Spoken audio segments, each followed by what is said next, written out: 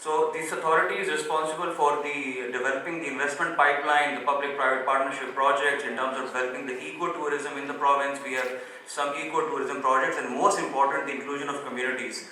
Globally, the only tourism expansion is on CBT based, community based tourism, which involves the inclusion of communities in the development of the sector. Like someone yesterday here mentioned, everything that they do is local, which is the right thing to do.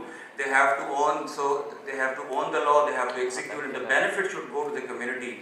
If this is what we can develop in our regulatory environment, in our execution, I think the sector can easily be transformed. So on top of it, the various infrastructure interventions are very important in terms of transport, in terms of road network, which the government of KP has done a lot. Visa facilitation is also one of the most critical factors for the influx of foreign tourists in KP. Public-private collaboration is the way forward. As I mentioned, that 80% of the international tourism is managed by the private sector. And if you have seen the recent PSDP allocations in the federal budget, you would observe that PSDP funding is being transferred into PPP funding. The reason is the narrow tax-based collection of the government does not ask you to have a very robust investment project in the tourism. So it only happens when you invite the private sector. That's public-private partnership collaboration is very important for tourism. In KP, we have this privilege that we have three huge PPP projects. We are working on the rail, we are working on the road network, we are developing the special economic zone, and we are also working on the Sawat Expressway. So the idea of this point is that we have an enabling environment for the private sector to come and invest in Khyber Pakhtunkhwa. We have a dedicated PPP Act, laws, and a cell that invites applications from the private sector. They can submit their unsolicited proposals, and our whole framework and laws actually calls for that those proposals to be translated into real action. So KP has this enabling environment of public-private partnership, and the future of tourism lies only and only in developing the PPPs and SMEs. Apart from these two sectors, it's very difficult for the tourism to flourish. Next. We'll quickly now tell you the investment projects that are currently ongoing. As we have been discussing the impact of COVID since yesterday, and the biggest impact of COVID was the supply and demand gap, which we witnessed in Pakistan in domestic tourism that resulted in overpricing, overcharging. The world has actually changed after COVID. They have transformed their tourism sectors. Unfortunately, in Pakistan, we are unable to manage that gap. So the government of KP has introduced a concept which is the integrated tourism zones. That is to manage the demand and supply gap.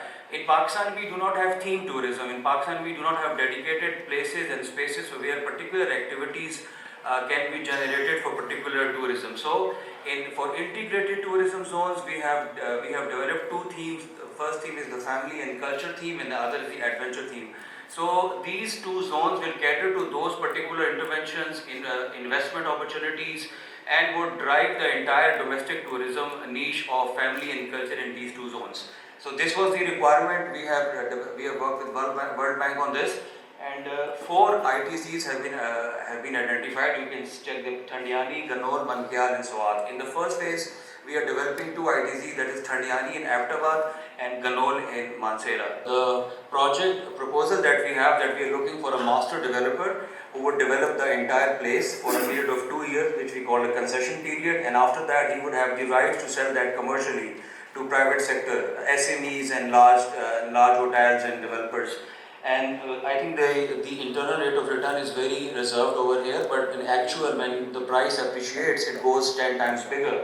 And this particular segment would look after the domestic family groups, the leisure recreation parks, and it will have all the supporting activities. Next. And the readiness of the government, as you can see, is that this land is owned by the government itself. GDA, Gilead owns this land. The road is almost 60% complete, and the demand survey of electricity and water is underway. The government will provide you water and electricity at the 0 point. And the opportunity we have 14 big investment opportunities which have 3 hotels as well. So this would be for a 50 years lease period, and we have deferred lease options, which means that the developer can develop or modify the master plan, and once he's able to develop and sell the land, he can pay to the government. So it's very investor friendly, very accurate, and very considerate of the fact that in Pakistan tourism returns has to be incorporated in the overall investment project. Next. The next is the Ganol, the temperature, as you can see the elevation and the temperature range, one of the very picturesque places in Pakistan, Mansehra. This will have a 14.4 billion revenue analysis. So any master developer or a consortium can come and develop this place. This will look after the culture aspect of the tourism in Pakistan. It will have all the amenities, the market segment, domestic tourists, and it will have skill development centers and everything related to development of the culture. It will also have Pakistan's first culture training institute. Next. The readiness of the government is that the land acquisition is almost complete. The government has taken over the land, and the 9-kilometer access road is 50% complete in terms of the earthwork. So we are ready. We also tendered it last year, but due to the overall socio-economic environment of the country, we did not receive very good bidders, especially from abroad. This year we are going to advertise it very soon so that we can have local and domestic participation as well. It will have the same lease period analysis. Next. Another thing is that on motorways there is nothing that we can do with your family, so apart from the rest area. So we are developing a particular place which is the stop place of Alexander the Great at Hand Sawabi. It has a museum. So this particular place is the former rest area at Sawabi. We are targeting at least 10-15 cities and their population to come here and spend their day and go back. It will have the Pakistan's first London ferry wheel replica. It will also have water sports activities, and this is a build, operate and transfer basis project. We have almost finalized the feasibilities, the technical, financial, and also we are in the process of getting NOC from irrigation. So this is a small project for local developers of Pakistan, which are now investing in the thematic interventions, which are very popular in Pakistan right now. One thing I was noticing yesterday was somebody was talking about the development of Kumrat and Chitral Valley. The government of KP is planning to launch a complete cable car from Chitral to Kumrat. This will connect two cities and it will avoid the entire travel time, which is more than 10 hours on jeep. So we are planning, and we have almost done the financial and technical feasibilities for this huge project. And this will not only develop the tourism, it will turn around the economies of Chitral and Kumrat. We have Spanish consultants with us who have almost finalized and submitted the financial feasibility, and this is where we will invite the private sector investment. This is a 20-kilometer cable car which will connect two cities, and the economic activities as well as the tourism activities will be done particularly through this project. So this is going to be the big game changer, and it is going to be the world's heaviest cable car in terms of its structure and investment. So this is something we are planning in the next 3 to 4 years, and which holds the key to the transformation of the overall sector. Next. Yes, this is around $400 million. This is a huge project because it will have 3 phases. The initial phase would have the pillars and then the cable car. So it's a huge project. We can share the feasibility with you, and you can decide which component anyone can decide can invest. Last but not the least, the future of tourism lies in the eco-tourism sector, how we can sustainably preserve the natural landscape. Pakistan is a destination which can be marketed as the picturesque location of the world. So in terms of eco-tourism, the government of KP has decided not to develop concrete structures. We have developed camping pods in the KP. That is completely wood-based, imported from Estonia, and this is one of the segment that has taken surge in terms of booking for the tourist. We have 11 locations. These are the actual pods that are in place, and we are also inviting the private sector to have this management outsourcing, since one of the major intervention is the service quality in the tourism sector, which the government cannot do. Government job is to do regulations, but the service sector, service capabilities have to be done by the private sector. We are planning to outsource the management of these camping pods to private sector. We have done the entire homework on that, and this would enable the private sector player to deliver the service quality that has been missing. So I think this would also not only, this idea is not only owned by the government, the private sector can also take the lead in this. So ecotourism and the sustainable part of the tourism directly relies on the ecotourism, for which the government has also taken leaps and bounds in developing that. Next. So in the end, I would say that in terms of policy regulations, it is not the job of government, as Aftab said yesterday. It's the job of all stakeholders. And the current leadership of the tourism in KP, including the Secretary, Director General, and the political leadership, they're all determined to develop this as one of the model sectors in Pakistan. But this can only be helped if private and public sector can join hands and develop this as a whole. So this is about the investment opportunities for Khyber Pakhtunkhwa. Let me tell you that Shandur holds a very strategic importance in Pakistan. This is the only festival that attracts foreigners into KP. And this is where we play the freestyle polo, which is already extinct from the global world. So this event has been prepared across the year, and this budget is not only financed by the government, all stakeholders contribute in this budget, including the army.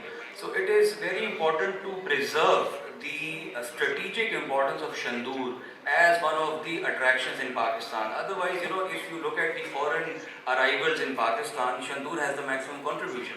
So we are planning to promote and market Shandur as an international festival for Pakistan, and that is why, and the location of the particular place and the arrangements and everything always takes that budget. We have two projects in India. One is a resort being constructed through a private sector. For that, the tender has been awarded to a company. And the other one is we are establishing ITC at Tadiali. The road is almost completed, and we will have inshallah this ITC in a year or so. The question about the road is very important. Basically, KP is prone to this climate change, and we are hit by the floods every year. It happens. We constructed that road many number of times, but every year we again receive flash floods, and the promise is alone to deal with all these projects. In Chhatral again we are facing a big issue of connectivity, and we are yesterday I heard a good news that Asian Development Bank is coming to construct roads in Chhatral particularly. And regarding the winter tourism, it's a very good idea. And let me tell you that we have one ITZ Murder Fest at Chhatral, which is basically a winter adventure tourism destination. The road to that point is again a challenge. There is a 45-kilometer road. And again, the Asian Development Bank is coming to construct a road in a year or so. So, and that particular point will be connected through that cable car with Kumrat. If that project is successful, that will be a good achievement in promoting tourism and connecting both areas. One question was about the cost of the cable car. Again, it is a good question, and is also a big challenge for us as well. Actually, this project includes a multi-story parking plaza, some hotels, 5-star hotels, and 14-kilometer long cable car. But we are afraid that we may not get the right investor in Pakistan for this project. And this is a big question, and we are being questioned everywhere, that how can you offer such a big project in Pakistan, where hardly people can invest a few billions. So we are open to these suggestions. We will be offering that project in phases as explained by Versa. So it depends upon the investor. If investor comes and he is interested only in the development of this cable car, excluding the parking plaza and the hotels, we welcome the investors. So we will be offering that as well, open-minded, and we will be requesting to the investor to come with proposal as well. Besides all these projects that were presented by Mirza, we have a number of projects as well, which were not presented today. So we are open again, and we are offering some proposal to the investors, that the investors should come with their own ideas. We will facilitate, we will acquire the land, we will do all the NOC processes, we will facilitate them.